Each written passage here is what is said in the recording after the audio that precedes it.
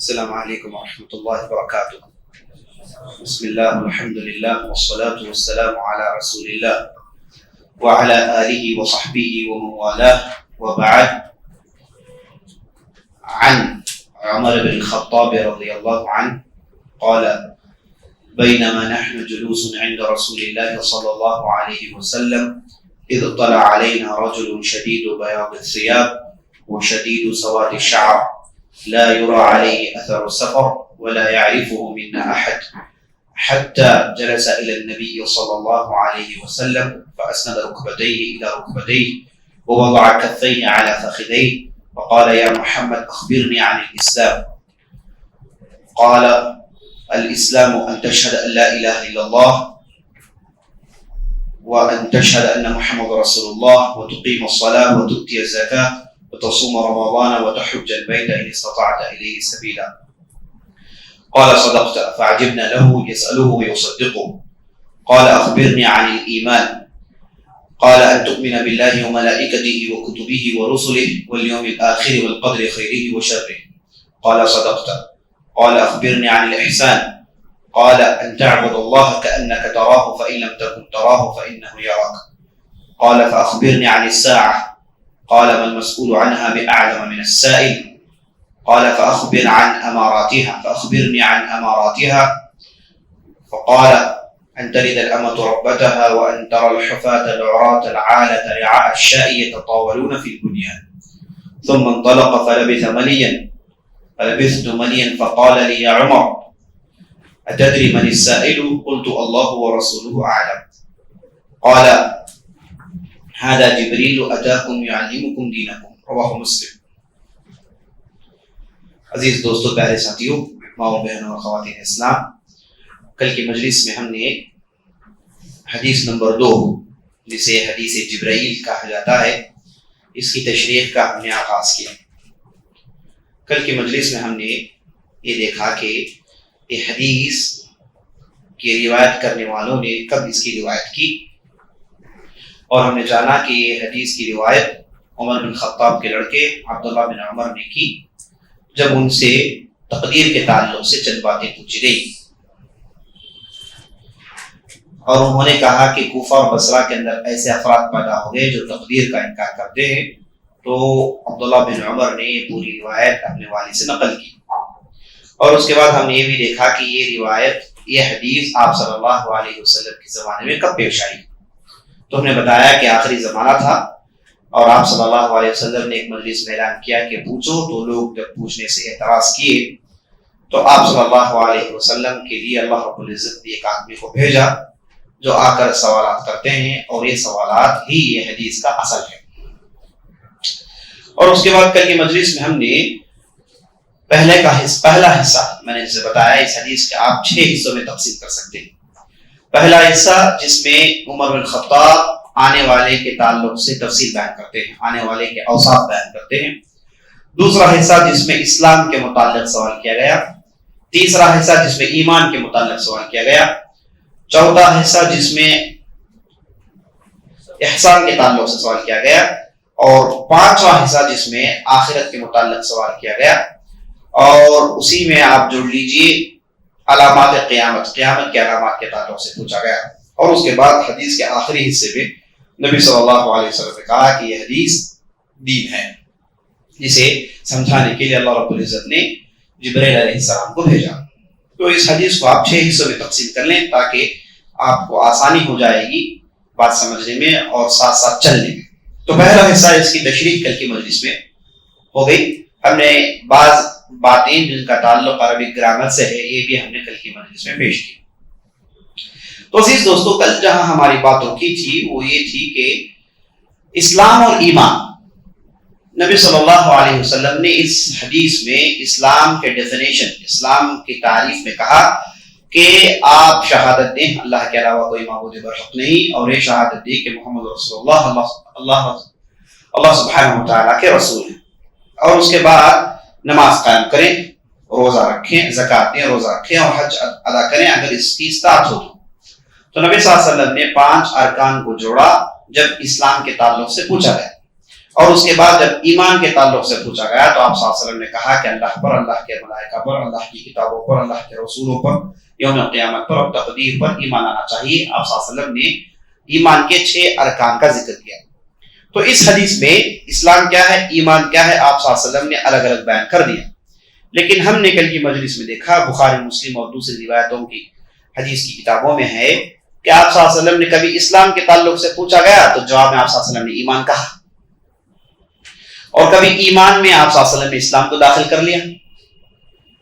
تو اس ڈھنگ سے ایمان اور اسلام کو آپ صلی اللہ علیہ وسلم نے مکس کر کے ملا کر بیان کیا ہے، اور موقع اور محل کے لحاظ سے، مخاطبین کے اعتبار سے، سننے والوں کے اعتبار سے آپ صلی اللہ علیہ وسلم نے مختلف اس کی تعریف کی۔ تو سوال یہ پیدا ہوتا ہے کہ آخر اسلام کیا ہے، ایمان کیا ہے؟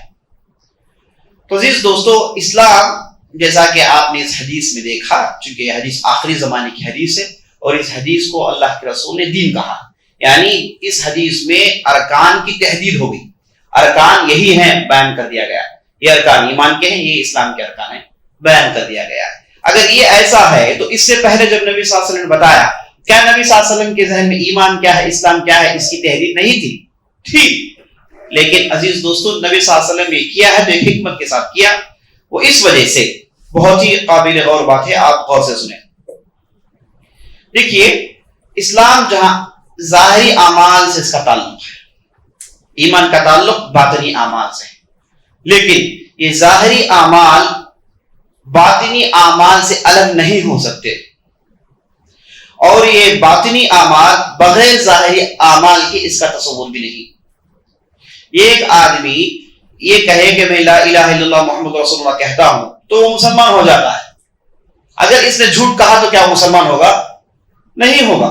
تو اس اسلام میں ایک حصہ ایمان کا، یعنی دل کی گہرائی سے کہنا بھی داخل ہے، اور اسی طریقے سے اگر کسی نے کہا کہ میں مومن ہوں، عمل ہی نہیں کرتا، مومن ہوں عمل ہی نہیں کرتا، کیا وہ آدمی مومن ہو جائے گا؟ نہیں۔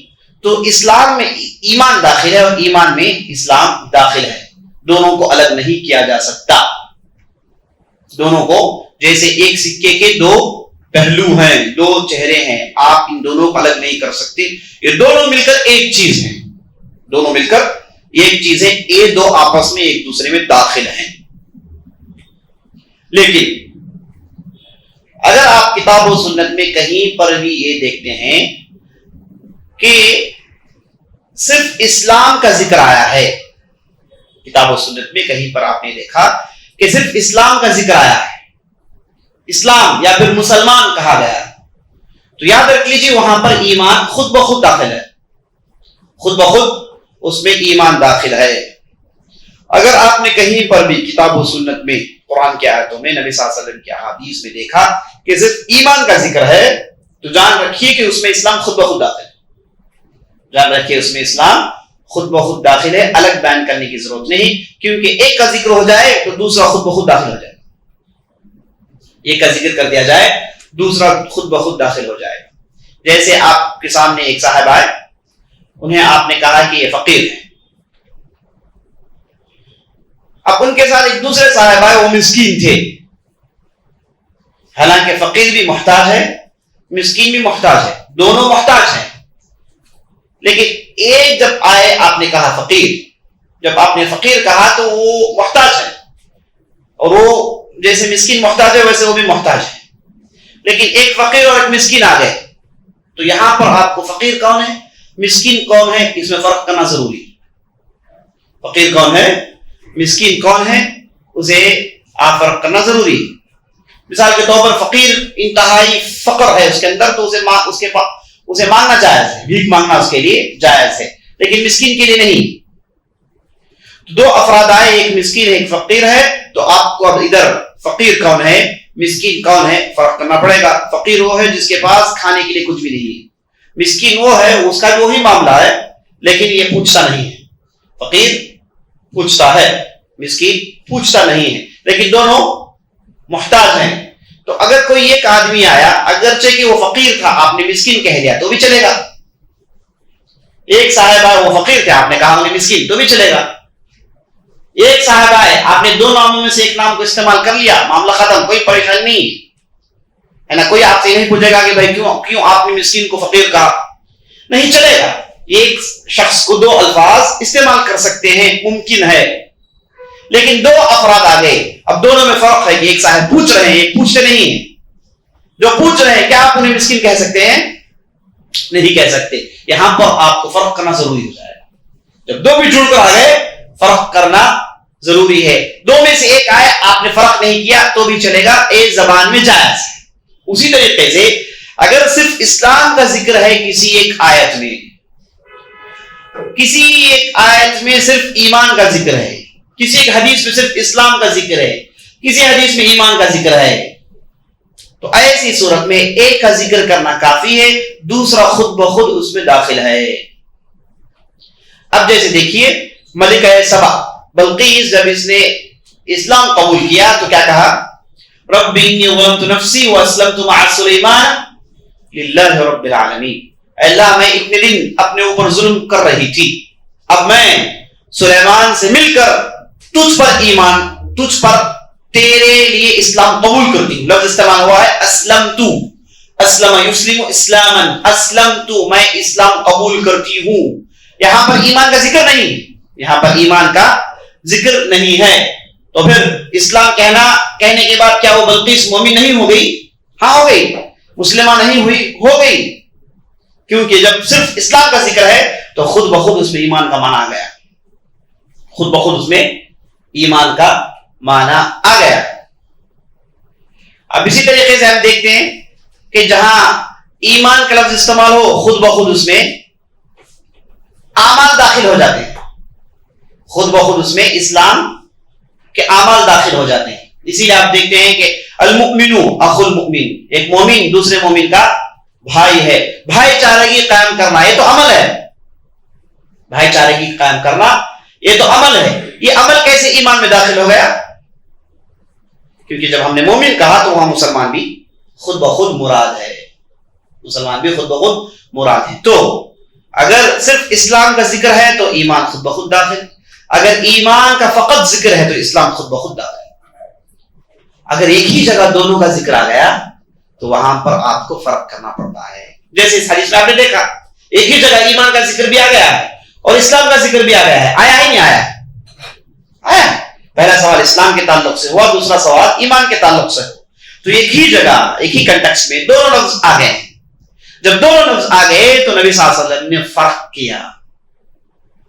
جب نبی صلی اللہ علیہ وسلم وفد عبد قیس جو آئے تھے انہیں آپ صلی اللہ علیہ وسلم نے کہا آمرکم باربع, میں تمہیں 4 چیزوں کا حکم دیتا ہوں. سب سے پہلا حکم ایمان کا دیتا ہوں. اس کے بعد پوچھا کیا کیا تم لوگ ایمان کیا چیز ہے جانتے ہو؟ تو انہوں نے جواب میں کہا نہیں یا رسول اللہ. تو آپ صلی اللہ علیہ وسلم نے ایمان کہنے کے بعد کہا ان تشهد ان لا الہ الا اللہ وان محمد رسول اللہ وتقیم الصلاۃ وتؤتی الزکاۃ وتصوم رمضان وتعطي من المغنم الخمس. تو آپ صلی اللہ علیہ وسلم نے ایمان پوچھ کر پورے اسلام کے ارکان کا ذکر کیا, کیونکہ یہاں پر بات صرف ایمان کی ہو رہی تھی.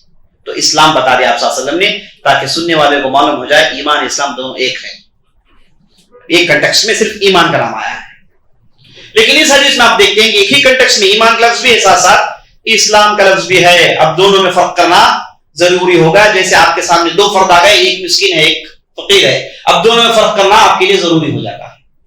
تو اس وجہ سے آپ نے جہاں کہیں بھی قرآن میں دیکھا صرف ایمان کا ذکر ہے تو ساتھ ایمان اسلام داخل ہے, اگر صرف اسلام کا ذکر ہے تو ساتھ ساتھ ایمان داخل ہے. اگر ایک ہی جگہ دو بھی جمع ہو گئے تو فرق کرنا ضروری ہے.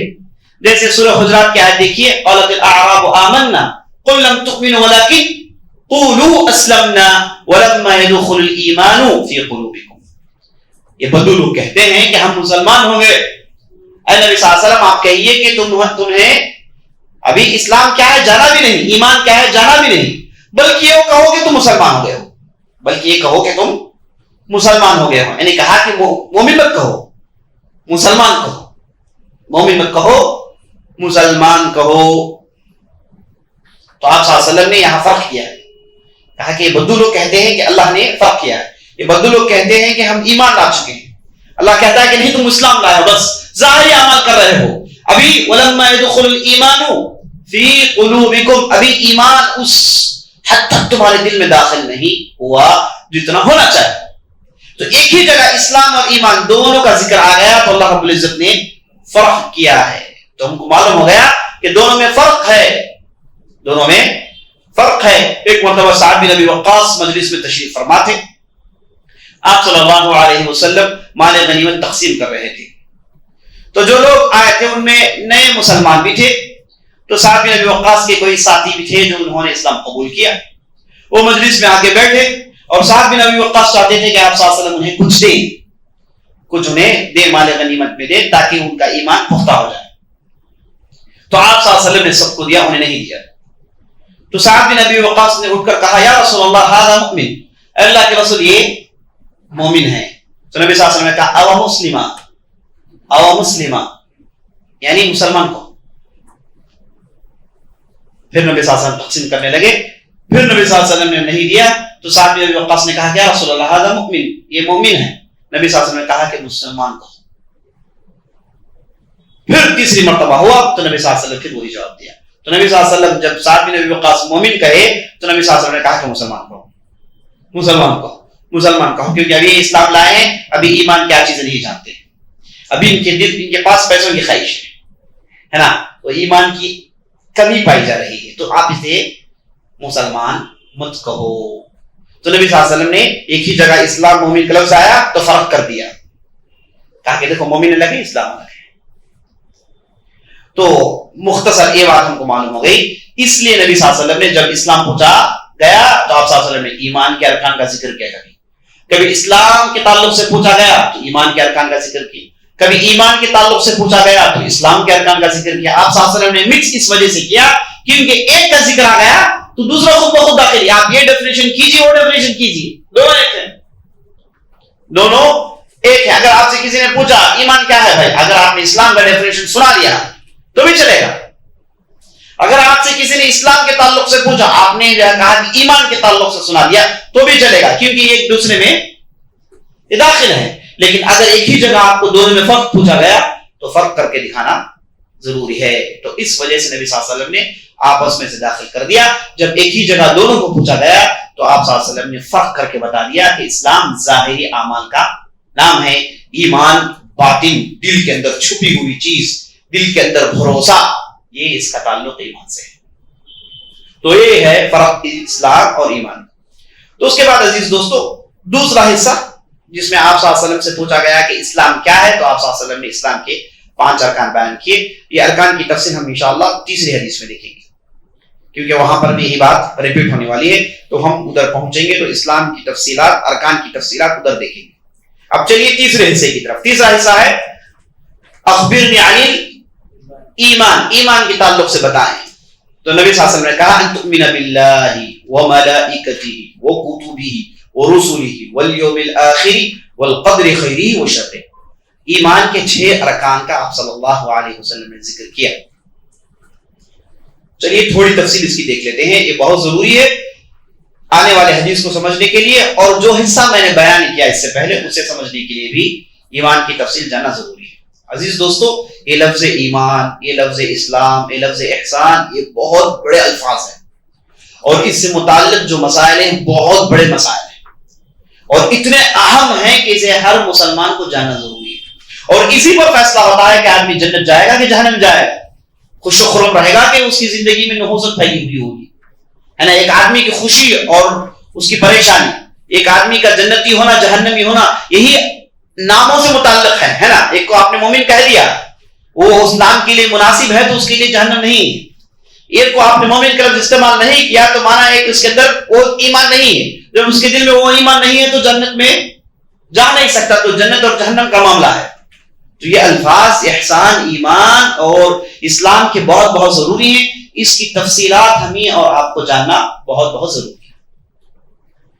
اب چلیے بعض باتیں، چونکہ یہ تیسرا حصہ اور دوسرا حصہ آپس میں جڑے ہیں تو میں اوپر نیچے آتے جاتے رہوں گا تاکہ آپ کو فرق بتاتا رہوں. اب چلیے ایمان کے تعلق سے سنیے. ایمان کا معنی یہ اصل میں لفظ نکلا ہے آمن یؤمن ایمانا فهو مؤمن. یہ امین یأمن باب افعل یفعل میں گیا تو یہ آمن ہو گیا. آمن یؤمن ایمانا، اصل یہ تھا ایمانا، حمزہ کے بعد مشکل ہے تو دوسرے حمزے کو یا سے تبدیل کر دیا گیا، ایمان ہو گیا، فہو مؤمن۔ آمن کا معنی، اگر یہ آمن کا لفظ قرآن حدیث میں کہیں پر بھی بغیر با کے استعمال ہوتا ہے یا پھر با کے ساتھ استعمال ہوتا ہے، یہ آمنا کبھی بغیر با کے استعمال ہوتا ہے، بغیر لا کے استعمال ہوتا ہے، کبھی با کے ساتھ استعمال ہوتا ہے، کبھی لی کے ساتھ استعمال ہوتا ہے۔ اگر آپ بغیر با اور بغیر لی، بغیر بی بغیر لی، جیسے دیکھیے آمنتو باللہ، کیا استعمال ہوا؟ با استعمال ہوا، بی استعمال ہوا، اس عربی زبان میں کہتے ہیں حرف الجر۔ کبھی کبھار لی کے ساتھ استعمال ہوتا ہے، آمنت لہو، لی کے ساتھ استعمال ہوتا ہے، کبھی نہ لی کے ساتھ نہ بی کے ساتھ، ایسے ہی اس کا مفعول آ جاتا ہے۔ اگر نہ یہ با کے ساتھ استعمال ہوا ہے نہ لی کے ساتھ استعمال ہوا ہے، ایسی صورت میں اس کا معنی آئے گا امن میں لانا، ایک آدمی کو پیس میں لے کر آنا، یہ امینہ یأمن اس لفظ نکلا۔ آمنتو یعنی اسے میں نے ایک ایسی جگہ پہنچا دیا جہاں اس کے لیے امن ہے، ڈائریکٹ مفعول بھی آیا۔ اگر یہ بی کے ساتھ استعمال ہو تو وہاں پر ایمان کا معنی ہے جو معنی شریعت نے اسے دیا۔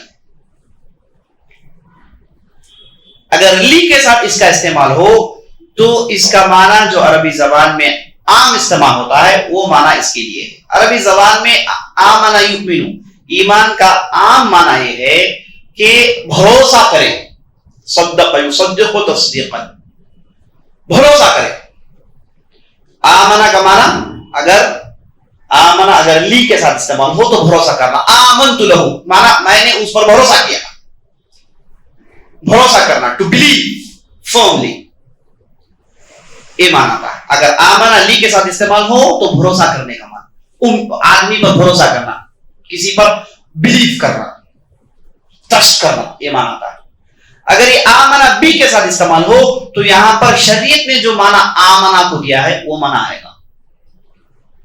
شریعت نے ایمان کا معنی کیا دیا؟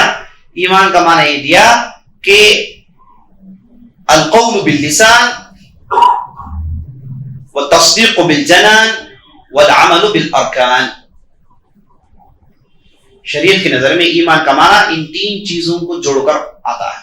ایک القول باللسان، زبان سے ادا کریں، تصدیق بالجنان، دل سے بھروسہ کریں، والعمل بالارکان، جسم کے اعضاء سے عمل کریں۔ یہ تینوں کو جوڑ کر ایمان کا معنی آتا ہے شریعت میں۔ زبان میں صرف بھروسہ کرنے کا معنی آتا ہے، جیسے آپ نے سنا، تو اسے آپ کو یہ معلوم ہو گیا کہ اسلام میں کتاب و سنت میں قرآن حدیث میں الفاظ جو استعمال ہوئے ہیں یہ الفاظ کے دو معنی ہیں، ایک معنی اسلام آنے سے پہلے، ایک معنی اسلام آنے کے بعد۔ تو اسلام آنے سے پہلے جو معنی تھا اسے کہیں گے ہم لنگوسٹیکل میننگ، المعنی اللغوی۔ اسلام آنے کے بعد اس چیز کو جب استعمال کیا گیا دوسرا معنی دے کر تو اسے ہم کہیں گے المعنی الاصطلاحی، ٹیکنیکل میننگ۔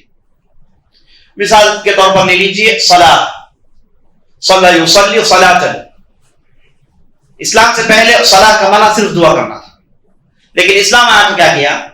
اس کے معنوں میں اور اضافہ کیا، کہا کہ بھائی نہیں، جو نماز آپ پڑھتے ہیں تکبیر سے لے کے تسلیم تک اسی کو صلاۃ کہتے ہیں۔ تو اسلام سے پہلے ایک معنی تھا عربی زبان کا معنی، اسلام آنے کے بعد اسلام نے ایک معنی دیا اسے۔ مثال کے طور پر حج، حج کا معنی کیا ہے؟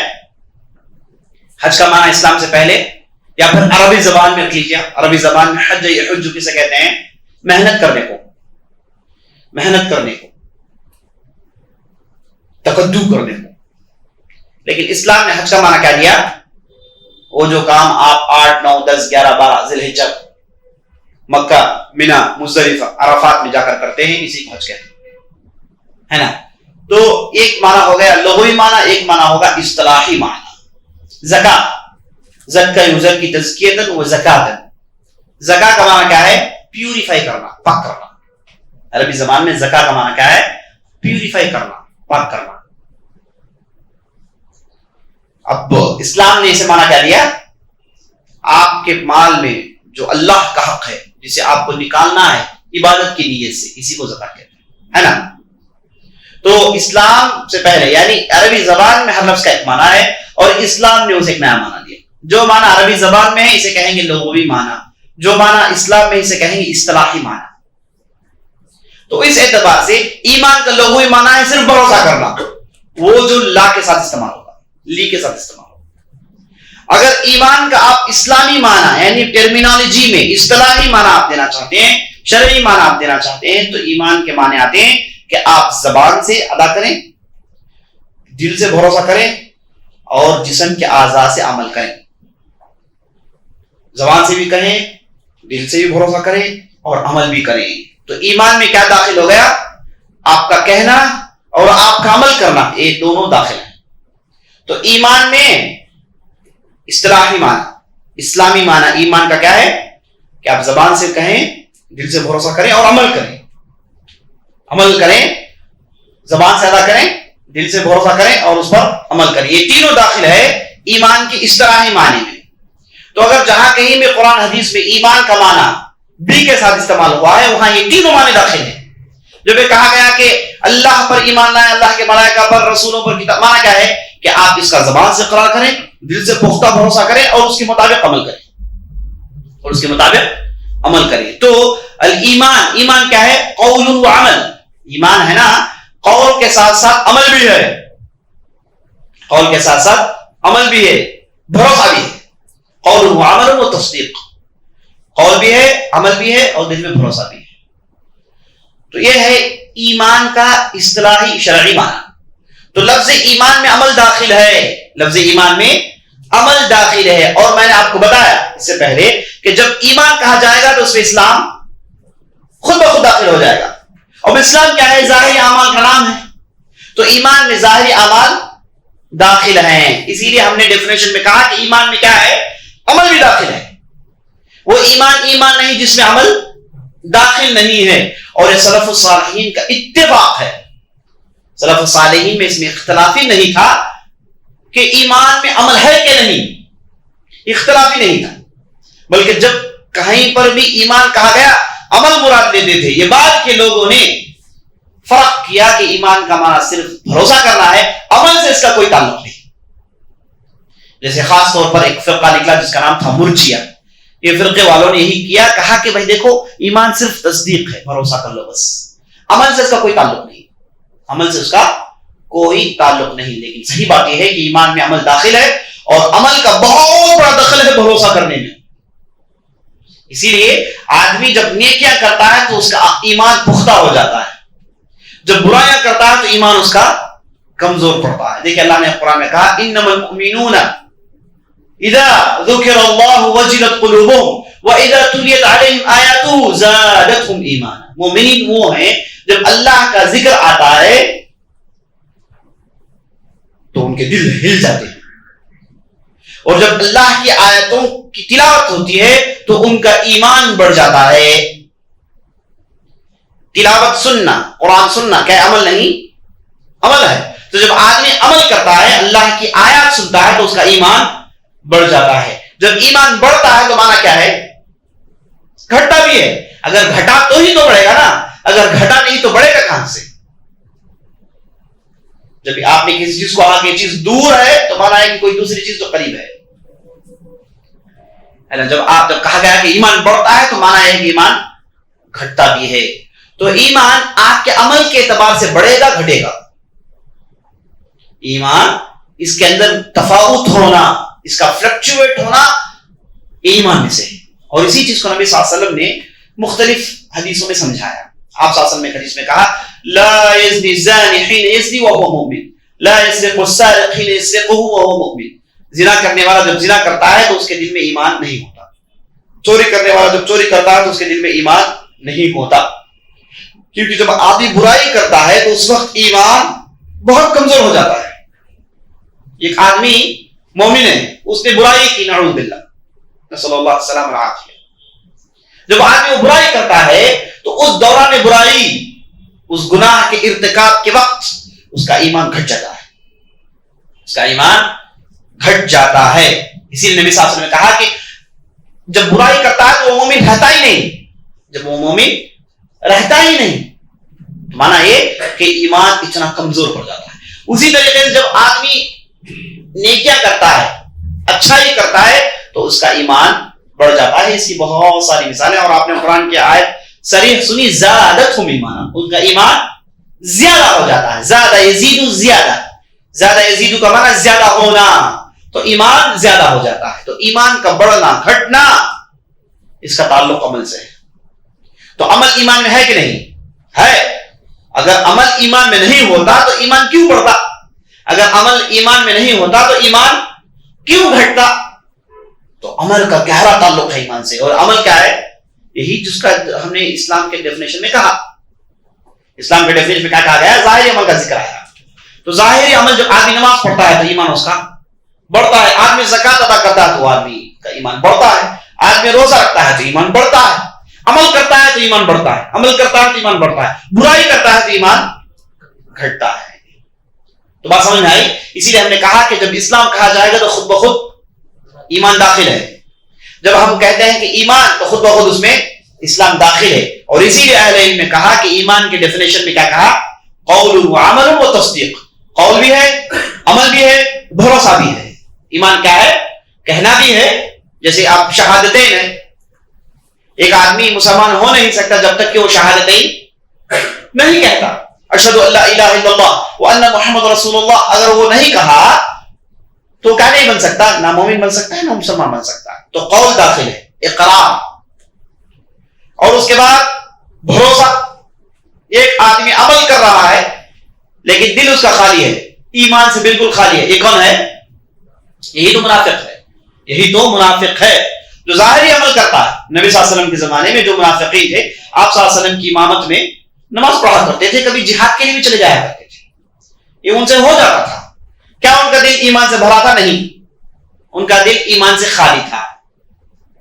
تو ایسے ہو سکتا ہے، ایک صرف بھروسہ کر سکتا ہے، عمل نہیں کرتا ہے، یہ مومن نہیں ہو سکتا۔ ایک عمل کرتا ہے لیکن دل میں ایمان خالی، یہ بھی مومن نہیں ہو سکتا۔ سمجھا؟ تو ایمان والا وہ ہے جو اس کے دل میں بھروسہ ہے اور ساتھ ساتھ عمل بھی کرتا ہے، اور یہ عمل اس کے بھروسے کو بڑھاتا ہے اور اس کے بھروسے کو گھٹاتا ہے جب وہ برائی کرتا ہے۔ تو سب کیا ہے؟ ایک دائرے میں ملے ہوئے ہیں، سب ایک دائرے میں جڑے ہوئے ہیں۔ آپ ایک کو بھی نکال دیں گے تو دوسرا ڈسٹرب ہو جائے گا، سب کا مل کر چلنا ضروری ہے۔ تو جن لوگوں نے کہا کہ عمل کا کوئی دخل نہیں، صرف بھروسہ کرنا کافی ہے، یہ کون ہے؟ یہ مرجیہ ہے۔ مرجیہ ہوا ہے جو کہتے ہیں کہ بھائی ضروری نہیں عمل کرنا۔ ایک آدمی مومن ہو گیا، اگر وہ شرابی ہے، کبابی ہے، جو بھی ہے، اس کے دل میں تو ایمان ہے، وہ تو بھروسہ کر چکا ہے۔ انہیں مرجیہ اس وجہ سے کہتے ہیں ارجاء یرجئ ارجاء، کمعنی اخر یؤخر تاخیرا، پیچھے ڈھکیلنا، پیچھے ڈھکیلنا۔ تو انہوں نے عمل کو پیچھے ڈھکیل دیا، اسی لیے انہیں مرجیہ کہا جاتا ہے۔ ارجاء العمل، انہوں نے عمل کو پیچھے ڈھکیل دیا انہوں نے، تو انہیں کہا گیا مرجیہ۔ تو مرجیہ ایک فرقہ ہے، وہ کہتا ہے کہ عمل اور ایمان سے کوئی دخل نہیں، عمل اور ایمان سے کوئی دخل نہیں، جو کہ بڑا صریح غلطی ہے، صریح غلطی ہے۔ اور اس کے برعکس معتزلہ نے کیا کہا؟ معتزلہ نے کہا کہ ابھی مرجیہ نے کہا کہ عمل اور ایمان سے کوئی دخل نہیں۔ اگر کسی نے عمل کیا، اگرچہ کسی نے برائی کی، کسی نے حرام کام کیا، مرجیہ کے نزدیک کیا ہے؟ وہ مومن ہے۔ معتزلہ نے کہا کہ نہیں، اگر کسی نے برائی کی، بڑے گناہ کیے، تو یہ کیا ہے؟ یہ مومن ہو نہیں سکتا، یہ مومن ہو نہیں سکتا، نہ کہ مسلمان ہو سکتا ہے۔ تو پھر کیا ہے؟ انہوں نے کہا منزلہ بین المنزلتین، ایک درجہ دو درجوں کے درمیان، فیصلہ نہیں کر پائے تو انہوں نے ایک نیا لفظ کا ایجاد کر دیا۔ تو یہ معتزلہ کیا کہتے ہیں کہ بڑا گناہ جب آدمی کرتا ہے تو نہ وہ مومن ہے نہ وہ مسلمان ہے۔ مرجئہ کہتے ہیں کہ وہ مومن ہے، وہ جو ہے اسلام سے گیا ہی نہیں باہر۔ اب خوارج کیا کہتے ہیں؟ اگر کسی نے برائی کر دی وہ تو پکا کافر ہو گیا، برائی کر دی یعنی عمل کا اتنا بڑا دخل کہ برائی کر دی تو پورا ایمان باہر نکل گیا۔ تو یہ تین بڑے بڑے فرقے ہیں جو ہم تاریخ اسلام میں پڑھتے ہیں، یہ خوارج، ایک معتزلہ، ایک مرجیہ. خوارج کے نزدیک کیا ہے؟ ایمان اور عمل اتنے جڑے ہوئے ہیں کہ اگر کسی نے برائی کر دی تو ایمان سے بھاگ چلا جاتا ہے. معتزلہ کیا کہتے ہیں کہ اگر کسی نے برائی کر دی تو وہ نہ مسلمان رہتا ہے نہ مومن رہتا ہے. مرجیہ نے کہا کہ چاہے آدمی جتنی بھی برائی کر لے وہ مومن رہتا ہے، پکا مومن رہتا ہے. اور اہل سنت والجماعہ نے کہا کہ اگر کسی مومن نے برائی کی تو اس کا ایمان کمزور ہو جاتا ہے، اگر کسی نے نیکی کی تو اس کا ایمان بڑھ جاتا ہے. تو کسی بھی آدمی کو، کسی بھی برا کرنے والے کو ہم کیا نہیں کہہ سکتے؟ کیا نہیں کہہ سکتے؟ کافر نہیں کہہ سکتے. اچھا، یہاں پر ایک لفظ بہت اہم چیز ہے کہ آپ دیکھیں گے کتاب و سنت میں اکثر استعمال ہوتا ہے. جیسے دیکھیں نبی صلی اللہ علیہ وسلم نے کہا لا یؤمن احدکم حتی یحب لاخیہ ما یحب لنفسہ. تمہیں سے وہ آدمی مومن ہو نہیں سکتا جب تک کہ وہ اپنے بھائی کے لیے جو چاہے جو اپنے لیے چاہتا ہے. عمل ہے. نبی صلی اللہ علیہ وسلم نے ایمان کا انکار کر دیا. تو یہاں پر کیا آدمی مثال کے طور پر ایک کے پاس پیسے آئے، اس نے اپنے بھائی کو نہیں دیا، نہ یہ بھائی کو یہ ملے چاہتا ہے، کیا کافر بن جائے گا؟ نہیں بنے گا. تو یہاں نبی صلی اللہ علیہ وسلم نے کہا کہ مومن ہی نہیں ہے. تو ہم دیکھتے ہیں کتاب و سنت میں ایمان کا انکار کیا جاتا ہے. بعض لوگوں کے لیے ایمان کا انکار کیا جاتا ہے دو صورتوں میں، ایک منافق کے لیے، ایک کافر کے لیے جس کے دل میں ذرہ برابر بھی ایمان نہیں، اور ایک کے حق میں بھی ایمان کا انکار کیا جاتا ہے جس کے پاس اگر ایمان میں کمزوری ہو، جو پکا مومن نہیں ہے اس کے لیے بھی کہا جاتا ہے کہ مومن نہیں ہے. بہت بڑی بات ہے، غور سے سنیں آپ. ایک کافر ہے، ایک منافق ہے، اس کے لیے مومن نہیں کہا جاتا ہے، اس میں کوئی مسئلہ ہی نہیں. لیکن ایک ہے مومن ہے لیکن ایمان میں کمزور ہے، ایمان برائی کی وجہ سے کمزور پڑ گیا. جیسے ابھی آپ نے سنا لا یزنی الزانی حین یزنی وهو مؤمن، زنا کرنے والا جو زنا کرتا ہے تو مومن ہی نہیں رہتا. ابھی آپ نے سنا اپنے بھائی کے لیے وہ نہیں چاہتا جو اپنے لیے چاہتا ہے تو وہ آدمی مومن ہی نہیں رہتا. تو ایسے نبی صلی اللہ علیہ وسلم نے مومن نہیں کہا. تو یہاں پر نبی صلی اللہ علیہ وسلم نے کن لوگوں کے تعلق سے کہا؟ یہ تو اصل مومن تھے، لا الہ الا اللہ کہتے تھے، محمد رسول اللہ کہتے تھے، نماز پڑھتے تھے، ان کے پاس پوری نیکیاں تھی، لیکن نبی صلی اللہ علیہ وسلم نے مومن نہیں کہا. کیوں کہا؟ کیونکہ ان کے پاس ایمان میں خامی ہے، ایمان میں کمی ہے، ایمان میں کمی ہے. تو ایمان کا انکار اس کے حق میں بھی کیا جاتا ہے جس کے دل میں ایمان ہی نہیں ہے، اور اس کے لیے بھی کہا جاتا ہے کہ مومن نہیں ہے جس کے دل میں ایمان کمزور ہے. بات سمجھ میں آئی کہ نہیں؟ ایمان نہیں ہے، یہ ایمان والا نہیں ہے. قرآن حدیث میں کثرت سے استعمال ہوتا ہے دو لوگوں کے لیے، دو قسم کے لوگوں کے لیے. پہلا قسم جس میں کافر اور منافق ہے، وہ مومن نہیں ہے تو بات واضح ہے، سمجھ میں آ گئی. لیکن بعض لوگ جو مومن ہیں، بعض لوگ جو مومن، اب دیکھیے قرآن کیا ہے، لا فلا وربک لا یؤمنون حتی یحکموک فیما شجر بینہم ثم لا یجدوا فی انفسہم حرجا مما قضیت ویسلموا تسلیما. یعنی تم میں سے وہ لوگ مومن ہو ہی نہیں سکتے، تیرے رب کی قسم، جب ان کے درمیان جھگڑا ہو جائے وہ تمہارے فیصلے کو نہیں مانتے اور تمہارے فیصلے کے سامنے سارے تسلیم خم نہیں کرتے، وہ مومن ہو ہی نہیں سکتے. تو پھر انہوں نے ایمان لایا، حج کی، زکات دیا، روزے رکھے، منافقین کے ساتھ جہاد لڑی، یہ ایک معاملہ جس میں نبی صلی اللہ علیہ وسلم کے فیصلے کو نہیں مانے تو اللہ نے کہہ دیا کہ مومن نہیں ہے. تو یہاں پر مراد کیا ہے؟ ایمان کی کمی بھی ہو جائے تو اللہ کے رسول کہتے ہیں کہ مومن نہیں. لیکن برعکس اس کا اسلام کے ساتھ معاملہ ہے. ایمان کی ضد کیا ہے؟ ایمان کی ضد نفاق. ایمان کی ضد نفاق. ایمان کا اپوزٹ کیا ہے؟ نفاق ہے. اسلام کا ضد کیا ہے؟ کفر. ایک آدمی مسلمان نہیں تو آدمی کیا ہے؟ کافر ہے. ایک آدمی مومن نہیں تو آدمی کیا ہے؟ منافق ہے. یعنی مومن نہیں وہ آدمی منافق، اور منافق کیا ہے؟ کافر ہے. سمجھا؟ تو جب آدمی کو یہ کہا گیا کہ وہ مومن نہیں تو آپ نے اس کے دو کیسز دیکھے. لیکن اس کا برعکس معاملہ اسلام کے ساتھ ہے. ایک آدمی کو ہم مسلمان نہیں کہیں گے ہی نہیں، اگرچہ کہ وہ شرابی ہے، کبابی ہے، سب کچھ ہے، جب تک وہ اشہد ان لا الہ الا اللہ محمد رسول اللہ کہتا ہے ہم اسے یہ نہیں کہیں گے کہ مسلمان نہیں ہے، کہیں گے کہ مسلمان ہے. کب تک؟ جب تک وہ یہ 5 ارکان میں سے کسی ایک ارکان کا انکار نہیں کر دیتا، تب تک ہم اس مسلمان کہتے رہیں گے۔ انکار کرنا الگ چیز ہے، عمل نہیں کرنا الگ چیز ہے۔ ایک صاحب زکات نہیں دیتے مثال کے طور پر، پوچھا گیا کیوں میں نہیں دے دیتا، کل دے دیتا ہوں میں، پرسوں دے دیتا ہوں، ایسے 1 سال گزر گئے نہیں دیا۔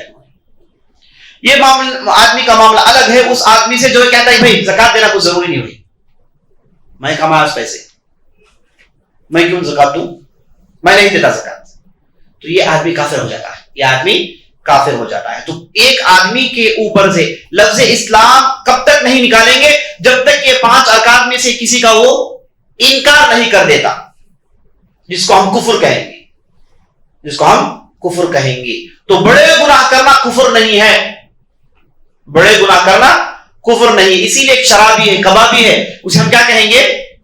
مسلمان تو کہیں گے، اس میں کوئی شک نہیں، مسلمان ہے، وہ مسلمان ہے۔ اسی لیے اہل علم نے کہا مرتکب الکبیرہ، بڑے گناہ کرنے والے اسلام سے خارج نہیں ہوتے، ہاں ان کے گناہ کی وجہ سے ایمان میں کمی آئی، اور جب ایمان میں کمی آ جاتی ہے تو معاملہ اللہ کے سپرد ہو جاتا ہے۔ اللہ چاہے اس کے رائے کے دانے کے برابر ایمان کو دیکھ کر اسے معاف کر کے جنت میں ڈال دے، یا پھر اس کی گناہ کے بدولت اسے جہنم میں ڈال کے سزا دے، یہ اللہ کی مرضی ہوتی ہے۔ لیکن بڑا گناہ کرنے والا ہم اس دنیا میں سے کافر نہیں کہیں گے۔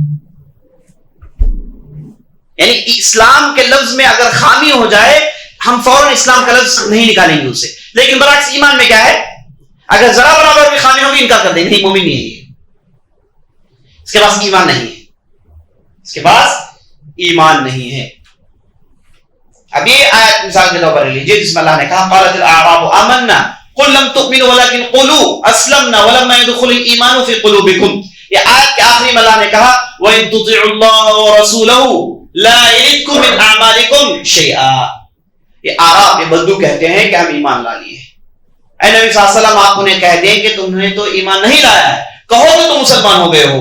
تو یہاں پر ایمان کا انکار کیا گیا، کہا گیا کہ تم مسلمان ہو، مسلمان تم ہو، یعنی تمہارے پاس ظاہری اعمال ہیں، اور آخری حصے میں کہا گیا کہ اگر تم اللہ اور اللہ کے رسول کی اطاعت کرو گے تمہارے اعمال میں سے کسی بھی چیز کی کمی پیشی نہیں ہوگی، تمہارے اعمال کم نہیں ہوں گے۔ تو مانا یہ کہ ان کے پاس اتنا تو ایمان ہے اگر یہ لوگ اللہ اور اللہ کے رسول کی اطاعت کر لیں تو ان کا اجر مل جائے گا۔ تو مانا یہ کہ اعراب مکمل طور پر کیا نہیں ہوئے، منافق نہیں ہوئے، بلکہ کمزور ایمان والے ہیں۔ اسی لیے تفسیر میں کہا گیا ہے، سب سے صحیح تفسیر اس آیت میں یہ ہے کہ قالت الاعراب آمنا، اعراب ایمان لانے کا دعویٰ کرتے ہیں، یہ ایمان نہیں لائے، یہ تو اسلام میں ہے۔ یہاں پر اہل علم نے کہا کہ ایمان ناقص، اعراب ناقص ایمان والے ہیں، اور اللہ نے کہا کہ جو تم مومن نہیں ہو وہاں پر کیا مراد ہے، مکمل مومن نہیں ہو۔ جیسے ابھی آپ نے سنا کہ کبھی کبھار ایک آدمی کو مومن نہیں کہا جاتا ہے جب اس کے دل میں ایمان کی کمی ہو جائے، تو اعراب کے پاس ایمان کی کمی تھی، بالکل ایمان سے خالی نہیں تھے، بالکل ایمان سے خالی۔ اس کی دلیل کیا ہے، آیت کے آخری میں اللہ نے کہا ان تطیعوا اللہ ورسولہ لا یلدکم من اعمالکم شیئا، اگر تم اللہ اور اللہ کے رسول کی اطاعت کر لو تمہارے عمل میں سے کسی بھی چیز کی کمی نہیں ہوگی۔ مانا ایک اگر اطاعت کر لو گے تو تمہیں اجر مل جائے گا، اطاعت کر لو گے تو تمہیں اجر مل جائے گا۔ کیسے اجر ملے گا جبکہ تم مومن ہی نہیں ہو؟ مانا یہ کہ ایمان ہے، اگر عمل میں یہ چیز داخل کر لیں گے تو اللہ رب العزت ان کے اعمال کو قبول کر لے گا۔ تو یہ بات اچھی طریقے سے سمجھ لینی چاہیے کہ ایک آدمی کو مسلمان نہیں ہے کہنے کے لیے ہم اس کے پاس کفر دیکھیں گے، کفر، صریح کفر، وہ کسی ارکان کا انکار کرتا ہے، کفر کرتا ہے، تب جا کر کہیں گے کہ یہ آدمی کافر ہے۔ اور یہ کافر ہے یا نہیں ہے یہ کہنے کا حکم کسے ہے؟ سب کریں گے؟ علماء سب کر دیں گے؟ نہیں، نہ کہ علماء کا حق ہے، یہ حق ہے قاضی کے پاس، جو اسلامی حکومت میں جو قاضی ہوتا ہے اس کا حق ہے، علماء کے حق پاس نہیں ہے، کیونکہ قاضی جب تحقیق کرے گا اس کے ساتھ جب معلوم ہو گیا کہ یہ آدمی مسلمان نہیں ہے تو اسے 3 دن کی مہلت دی جائے گی کہ وہ سوچ سمجھ کے واپس آ جائے۔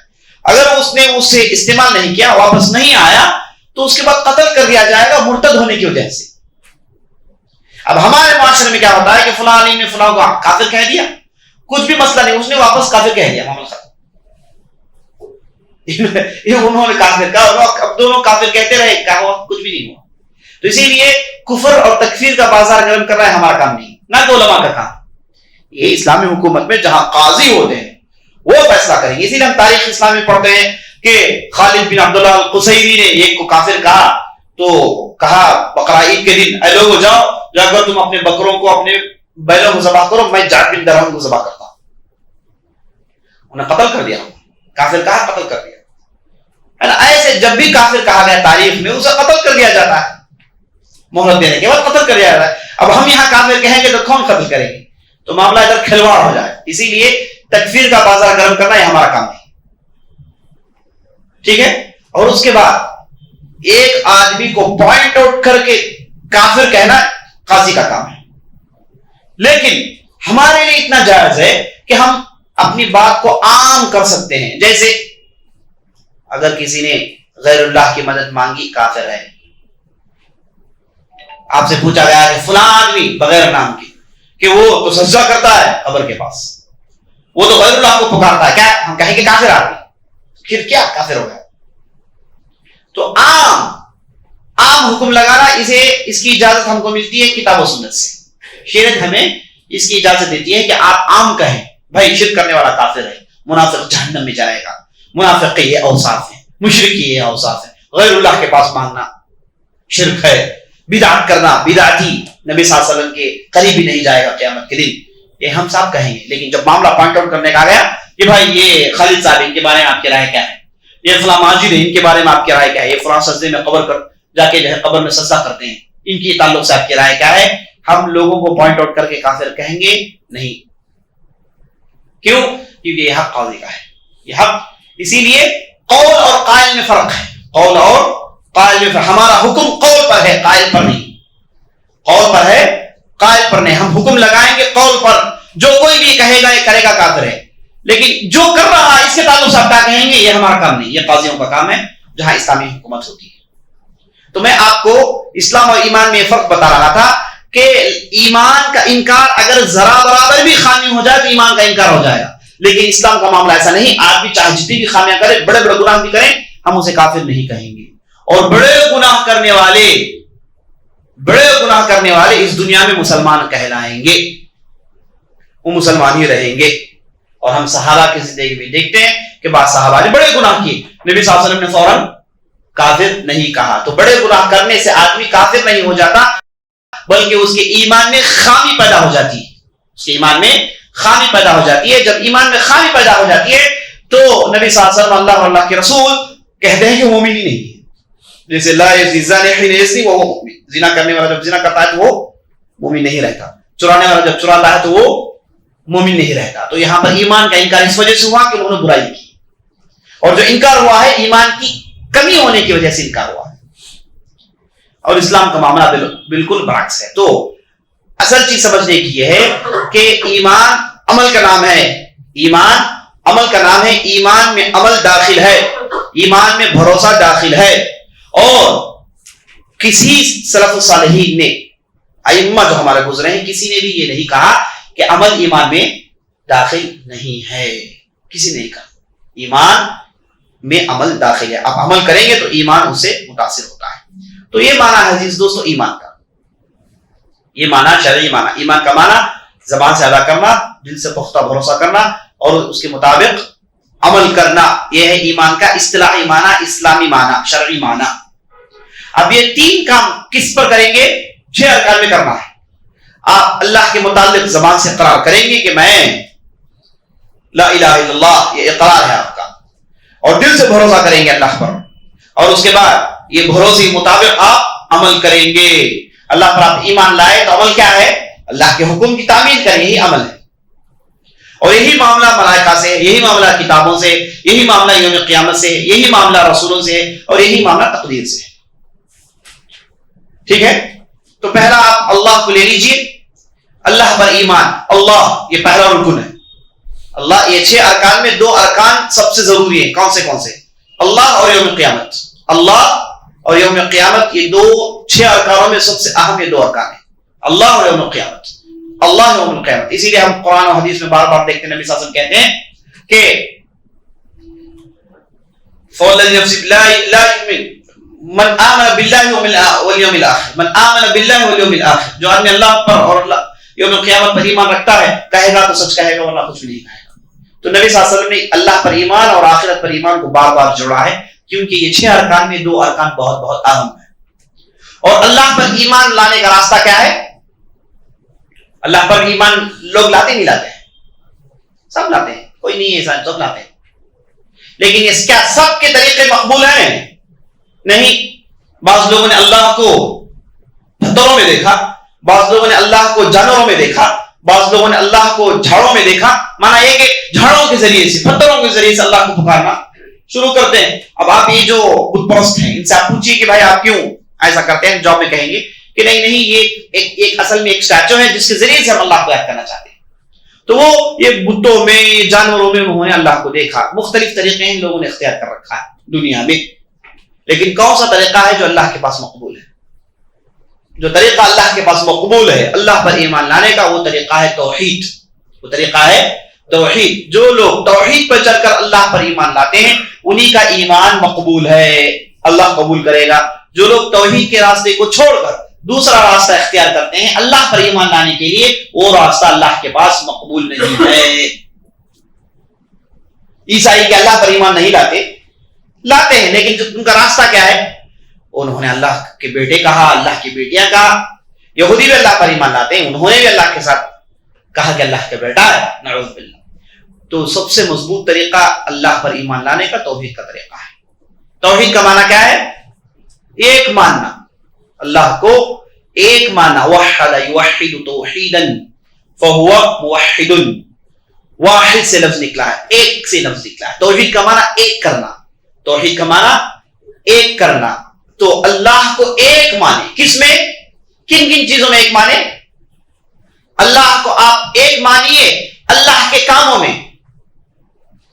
اللہ کو آپ ایک مانیے جو کام ہم اللہ کے لیے کرتے ہیں اس میں.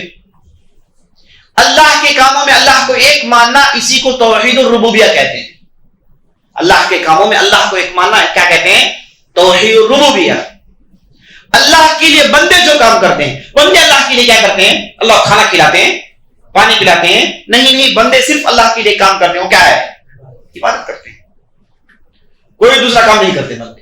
اور بندہ کیا؟ اللہ رب العزت کے کام کیا ہے؟ مختلف انگنت کام ہے اللہ رب العزت کے. تو اللہ کے کاموں میں اللہ کو ایک ماننا، اسی کو توحید الربوبیہ کہتے ہیں. اور اللہ کے لیے بندہ جو کام کرتا ہے یعنی عبادت، اس میں اللہ کو ایک ماننا، اسی کو کہتے ہیں توحید الالوہیہ. توحید الربوبیہ، توحید الالوہیہ. توحید کی 3 قسمیں ہیں. توحید کی 3 قسمیں: توحید الربوبیہ، توحید الالوہیہ، توحید الاسماء والصفات. اللہ کے کاموں میں اللہ کو ایک ماننا، توحید الربوبیہ. عبادت میں اللہ ہی کو ماننا، اللہ ہی کے لیے عبادت کرنا، یہ کیا ہے؟ توحید الالوہیہ. توحید الاسماء والصفات کیا ہے؟ اللہ کے نام اور اللہ کے کام، اللہ کے نام اور اللہ کی صفات میں اللہ کو ایک ماننا. تو توحید الاسماء والصفات کچھ اور نہیں، یہی توحید الربوبیت ہے. توحید الربوبیت کیا ہے؟ اللہ کے کاموں میں اللہ کو ایک ماننا. اللہ کے کیا کام ہے؟ خالق، پیدا کرنا، مالک ہے، رازق، رزق دینے والا ہے، ستار، عیوب کو چھپانے والا ہے. تو یہ اللہ کے 99 نام ہیں، یہی اصل میں اللہ کے کام ہیں. تو توحید الربوبیہ، توحید الاسماء والصفات دونوں ایک ہیں. انہیں الگ اس وجہ سے کیا گیا کیونکہ یہاں سے مختلف قسم کی فتنے شروع ہوئے. سب سے پہلا جو فتنہ آپ نے سنا کہ معبد الجہنی جس نے تقدیر کا انکار کیا، تو اللہ کے قدیر ہونے میں، اللہ کے ایک نام میں، قدیر میں، اللہ کی ایک صفت میں اس نے اختلاف کیا. تو توحید کی 3 قسمیں: توحید الربوبیہ، توحید الالوہیہ، توحید الاسماء والصفات. اللہ کے کام میں اللہ کو ایک ماننا، یہ کیا ہے؟ توحید الربوبیہ ہے. عبادت میں اللہ ہی کے لیے عبادت کرنا، یہ توحید الالوہیہ ہے. اللہ کے ناموں میں، اللہ کی صفات میں صرف اللہ ہی کو ماننا، یہ کیا ہے؟ توحید الاسماء والصفات. یہ تینوں قسم کی توحید مکمل ہو جائے تو آدمی اللہ پر ایمان اس کا مکمل ہوتا ہے، اللہ پر ایمان اس کا ٹھیک ہوتا ہے. اگر کہیں پر بھی خامی ہو گئی تو اس کا ایمان اللہ پر ٹھیک نہیں ہوتا. یہ عزیز دوستو توحید میں سمجھتا ہوں کہ اس کی تشریح ہم کل کی مجلس کے لیے ملتوی کرتے ہیں کہ توحید کے متعلق چند باتیں انشاءاللہ آپ کے سامنے آ جائیں گی. ہم کوشش کریں گے کہ کل کی مجلس میں ساری باتیں ایمان ختم ہو جائیں تاکہ ہم حدیث کے چوتھے حصے میں چلے جائیں انشاءاللہ العزیز. اس کے متعلق کوئی سوال ہے تو آپ کریں.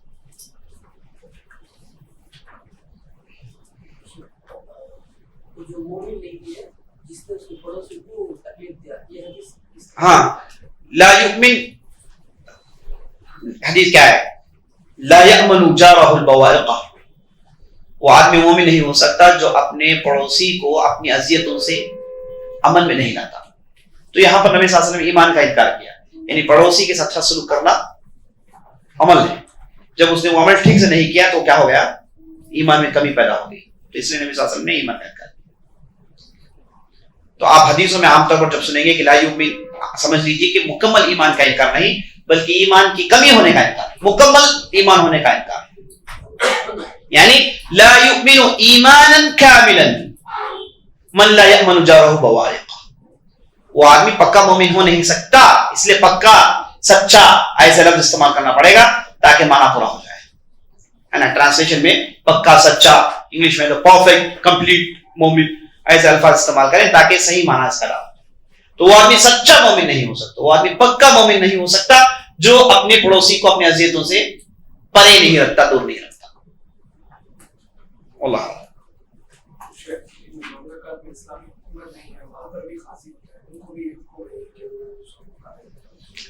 سوال کر رہے ہیں کہ بعض بستیوں میں جہاں اسلامی حکومت نہیں ہوتی لیکن قاضی ہوتے ہیں، ہے نا، انہیں گورنمنٹ کی طرف سے یہ حق ملا ہوا ہوتا ہے کہ وہ اسلامی شریعت کو نافذ کریں. اگر قاضی کو پورے رائٹس ہیں، اگرچہ کہ وہ غیر مسلمان مملکت میں رہتا ہے لیکن قاضی ہونے کی وجہ سے اس حکومت نے اسلامی مسائل کو اس کے ہاتھ میں لے لیا.